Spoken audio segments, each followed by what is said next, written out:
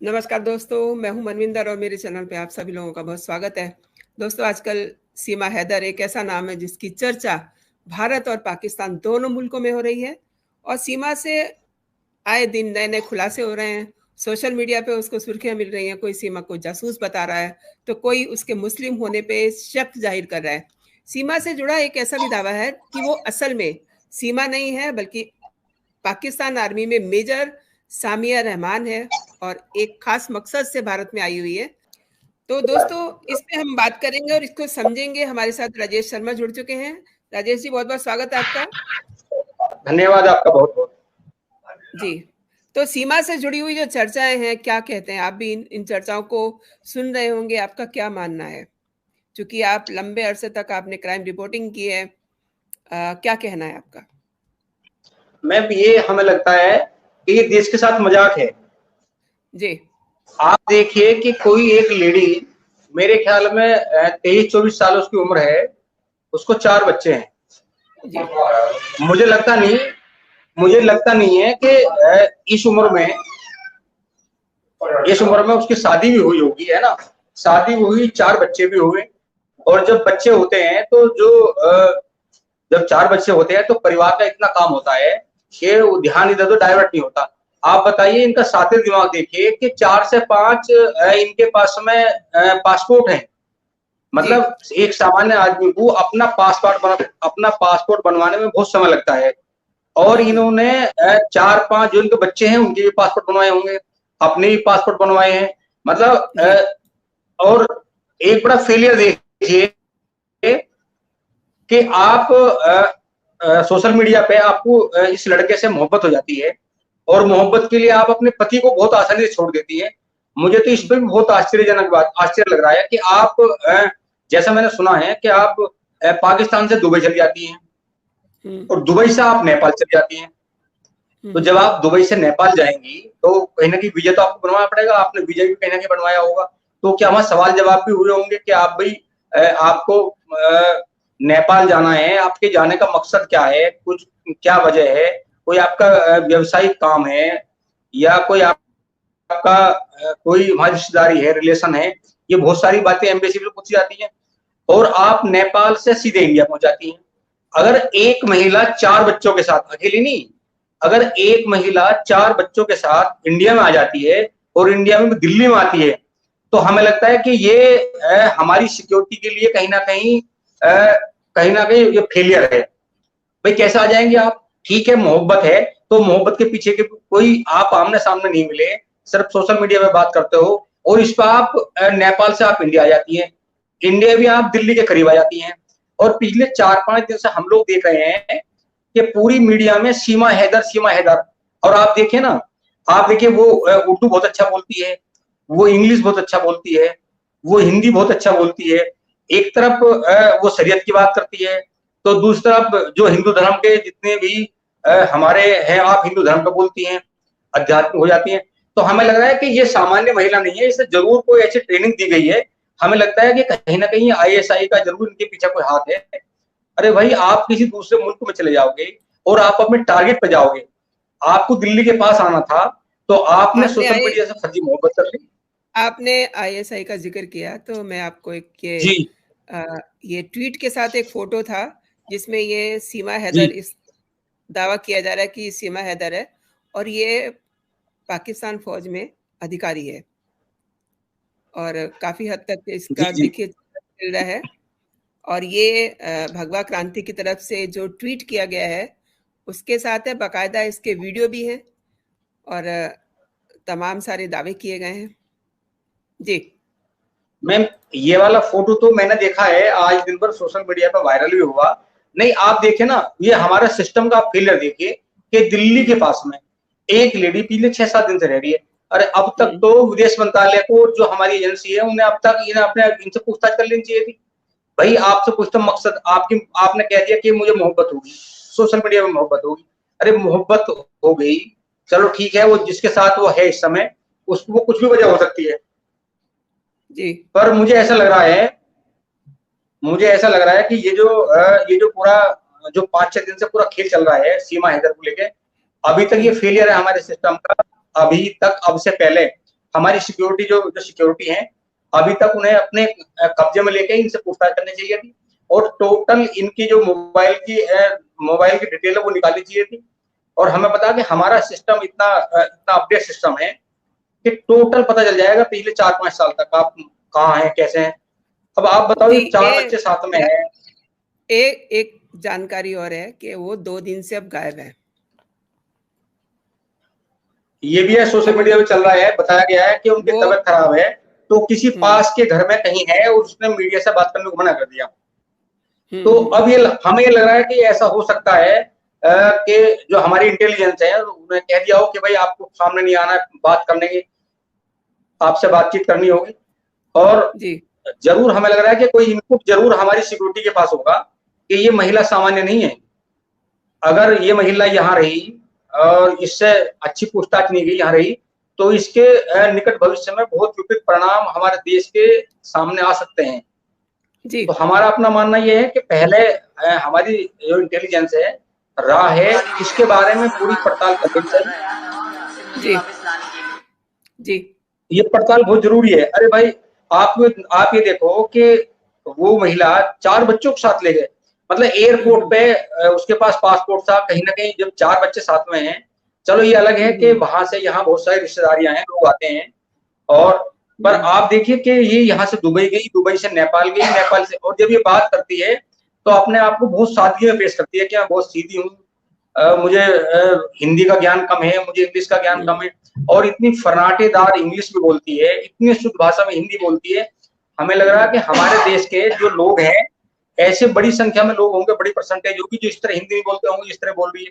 तो हमें लग रहा है कि ये इसे जरूर कोई ना कोई ट्रेनिंग दी गई है, और जरूर कहीं ना कहीं कोई मकसद दूसरा है। तो हमें जो है, जो हमारे देश की सिक्योरिटी है, उसे पहले इनके बारे में पूरी इन्वेस्टिगेशन करनी चाहिए, पूरी पूछताछ करनी चाहिए, और पूछताछ के बाद तब जब ये लगे सिक्योरिटी को कि इसका आने का मकसद क्या था, जब पता चल जाए उसके बाद यहाँ रहने की अनुमति दी जाए।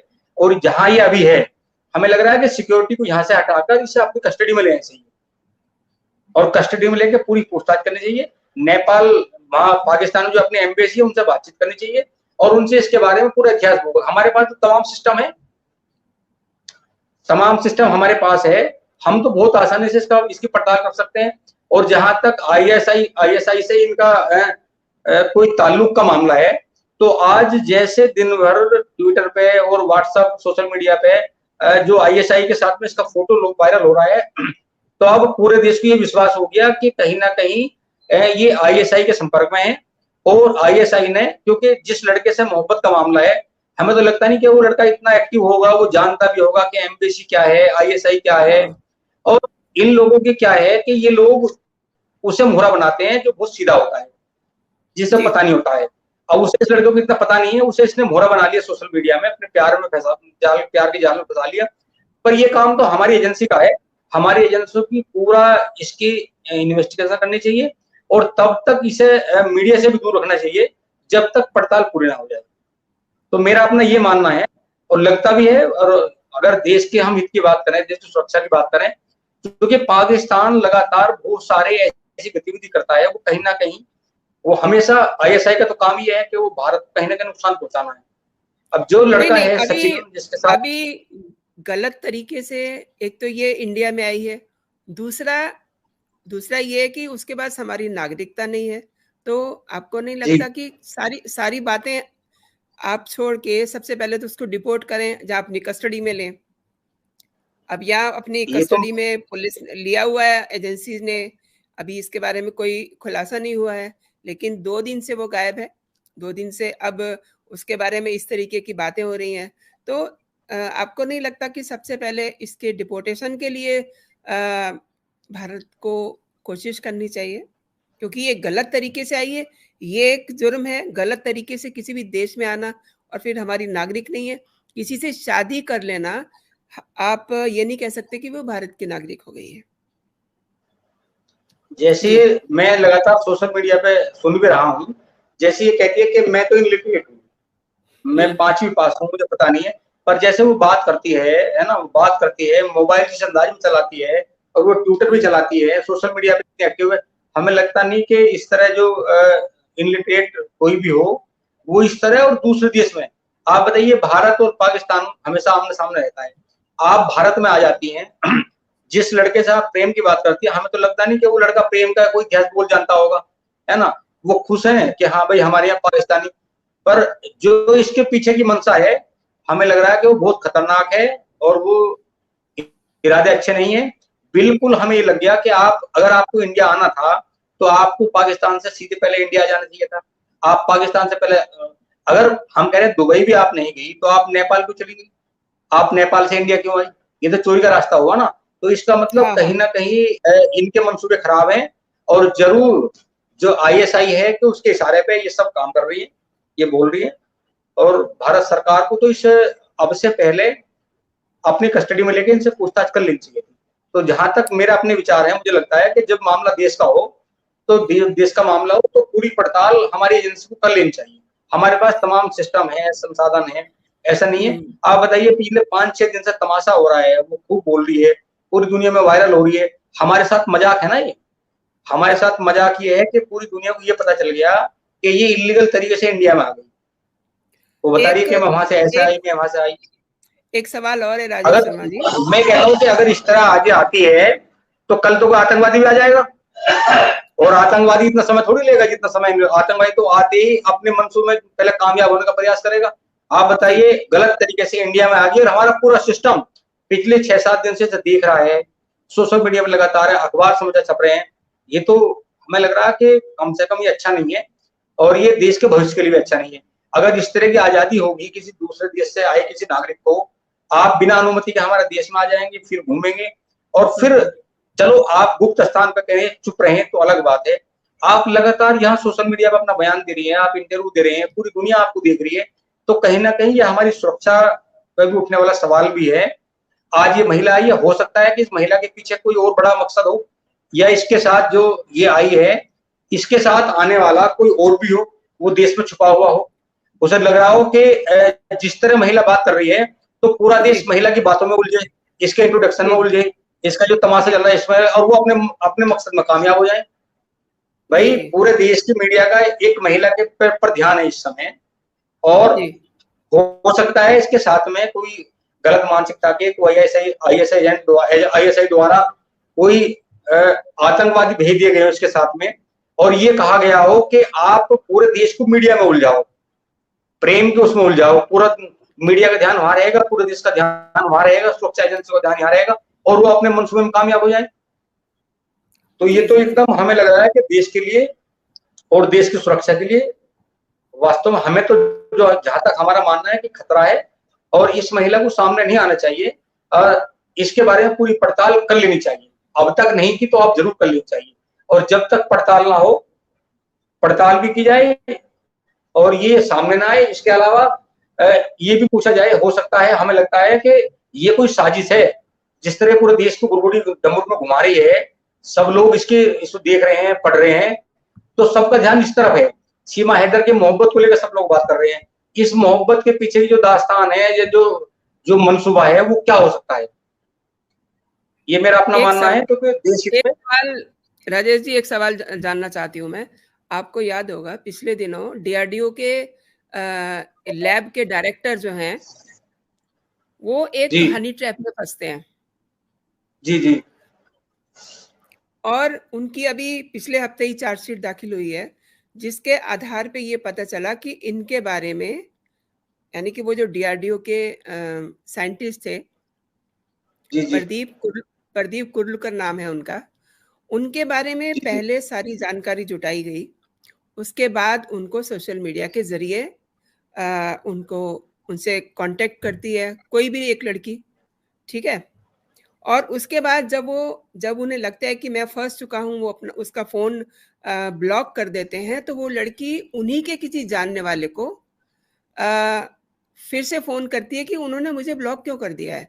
तो ये पूरी जानकारी कोई ना कोई वहां दे रहा है, जहां ये सारी हनी ट्रैप वाली जो जहरीली हसीनाएं तैयार हो रही हैं। तो आपको नहीं लगता कि ये कोई उसी का हिस्सा हो सकता है? मुझे बिल्कुल लग रहा है, मुझे इसलिए लग रहा है कि अगर वास्तव में रियल में मोहब्बत होती तो आपको सीधे हिंदुस्तान आना चाहिए। आपको एम्बेसी को बताना चाहिए था कि भाई मैं मोहब्बत करती हूँ, मैं उससे मिलूंगी, जाऊंगी। ये कैसी मोहब्बत है? आपको पता है कि आप किसी भी मुल्क में चले जाओगी और चोरी छुपे जाओगी, तो क्या आपको वहां की जो फोर्स है वो आपको पकड़ेगी नहीं, आपसे पूछताछ नहीं करेगी? ये तो बहुत हैरत की बात है, हमें सोचना चाहिए। मुझे तो लगता है कि इसके पीछे बहुत बड़ी साजिश है आईएसआई की, क्योंकि हम सब लोग इसको इसको सीमा हैदर को पढ़ रहे हैं और पढ़ के लगातार इसकी वीडियो वायरल कर रहे हैं, पूरी दुनिया में इसकी वीडियो पहुंचा रहे हैं। इसके साथ कौन आया, इसकी मंशा क्या है, इनके क्या मंसूबे हैं और ये किस गैंग के सदस्य है, इसके बारे में तो पड़ताल होनी चाहिए। हो सकता है इसके साथ में कुछ ऐसे लोग भी आ गए हों नेपाल के रास्ते से जो देश के लिए खतरा पैदा हो। जी।